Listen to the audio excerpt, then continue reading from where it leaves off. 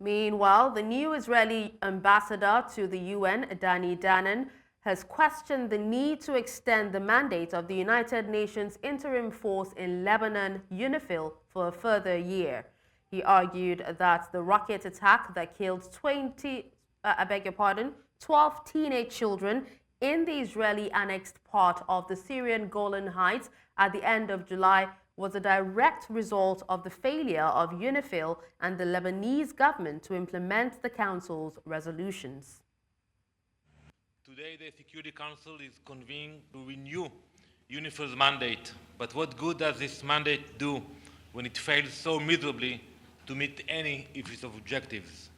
On July 27th, in the northern town of Majd al-Shams, 12 innocent children were brutally murdered by Hezbollah, their lives stolen by Iranian-made missiles. This attack was a direct result of the failure of UNIFIL and the Lebanese government to implement. We head to America now, where prosecutors have filed a revised indictment of Donald Trump, pressing ahead with bombshell charges that he tried to overturn the 2020 U.S. election after losing to Joe Biden. The superseding indictment retains the same four charges against Trump as in an earlier version, but takes into account a recent Supreme Court ruling that a former president has broad immunity from criminal prosecution. The new indictment of the 78-year-old Republican White House candidate is 36 pages long, down from 45 pages previously, and removes material affected by the immunity ruling from the conservative-dominated top court. It retains the same core, stating that Trump lost in 2020 but was determined to remain in power and attempted to subvert the results. Today, an indictment was unsealed, charging Donald J. Trump with conspiring to defraud the United States, conspiring to disenfranchise voters, and conspiring and attempting to obstruct an official proceeding. The indictment was issued by a grand jury of citizens here in the District of Columbia, and it sets forth the crimes charged in detail. The attack on our nation's capital on January 6, 2021, was an unprecedented assault on the seat of American democracy. As described in the indictment, it was fueled by lies. Lies by the defendant targeted at obstructing a bedrock function of the U.S. government, the nation's process of collecting, counting, and certifying the results of the president.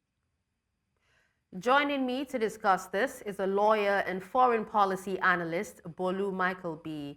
Hello, Bolu. Thank you for joining us at this time. Thank you. Thanks for having me. Now, in what ways will the revised indictment shape public opinion about Donald Trump's candidacy in the forthcoming election? Well, it's a new issue that's come up, and there are two categories of people. People who may focus, be more sensitive to his ethical and legal issues, may actually lose a level of trust for him. And then there's another category of people who President Joe Biden referred to as MAGA Republicans, the core supporters of President Donald Trump, may lead them to be more defiant and want to ensure that he gets elected. It may actually vex them because they may consider it as a political witch hunt or even political vendetta. They might see it as an untidy case in U.S. politics and want to prove a point that such kind of political corruption, in their view, should not be happening in the United States. Now, you talked about, political witch hunts. Now, to what extent will the indictment's emphasis on Trump's efforts to overturn the 2020 election results alienate his core supporters? And I'm speaking particularly to those, who view the charges as politically driven. So those who see the charges as politically motivated, it might to just strengthen their defiance to ensure that Trump gets elected. And Trump has perpetually presented himself as the defender of the rights of the people, in the sense that he has described what is going through as a political witch hunt or a political vendetta. And some may actually believe this stance. He has always said in his speeches that the Democrats are trying to take the rights of the people away, but he's just the one standing in the way. He's presenting himself as the savior of the people that is serving as a body shield against the people being hit by a bullet. And ironically, when he was given in his rally, he got hit by a bullet, and he stood up and he pumped up his fist in the air, asking the people to fight, fight, fight. That's a kind of something that is significant, that may actually work on the psychic of the people. Is an action that resonates with what he says in his speeches, and that could, play out for him positively in the elections.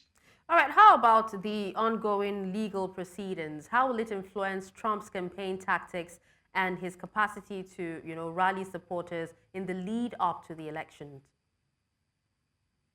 Yes, he'll have to, re-strategize, meaning that his schedule is already going to be disrupted if he's going to appear in court. He may have a rally and it's clashing with a court proceeding. It might stress him out a little bit more.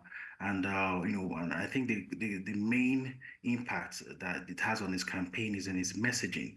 Now when he goes to rallies or he wants to make a press release, he will use the opportunity to address these issues in his speeches, which otherwise wouldn't have been the case if he didn't have such issues he's going through right now. He would have focused on the policies and try to rally voters rather than having to now include in his speeches trying to address the issues that is being brought against him. Now, Bolu, there have been some confusion even within his camp, and with the legal controversies and also media scrutiny surrounding the indictment, and all that. How will it impact Trump's ability to appeal, and also to swing voters or undecided voters in critical battleground states? As the name implies, swing undecided voters. There'll be a category of people, of two category of people. Among these people in the battleground states will be those who will be sensitive to his ethical issues or legal challenges and begin to lose trust for him, and by implication, may sway them towards Kamala Harris. And the second category of people, the core supporters, or who might become core supporters, those who believe that is politically motivated, may just dismiss his legal proceedings, and that may even get him some sympathy votes, from this category of people, and who are just tired that such thing is happening in America. They probably will feel that the political terrain is murky, and just want to protest vote in favor of Donald Trump against the Democratic Party. Okay, now just before we let you go, Bolu, what are the long-term implications, of the indictment for Trump's electoral viability, including the consequences of a conviction or an unresolved case during the election campaign? As it stands right now, I mean, I can say that categorically and for sure that the case is already time bound, so it's going to remain unresolved. It cannot be solved until the next president takes the oath of office. So it's sort of a kind of a waste of time, so to speak. And if it ever gets resolved, the highest would be for him not to only make him ineligible to run for office. But he's already running for office, and he has wide-ranging immunity covering him. And also the American people would never want to see a former president, go to jail, because it rubs off poorly on the image of Americans. It's not inspiring to young kids, to kids in America, and for public policy reasons, they will never want that to be part of their history. So the case is time bound and definitely will remain unresolved even after the next president takes the oath of office. All right, well, thank you, Bolu, for speaking to us and also for your time. My pleasure. Thank you for having me.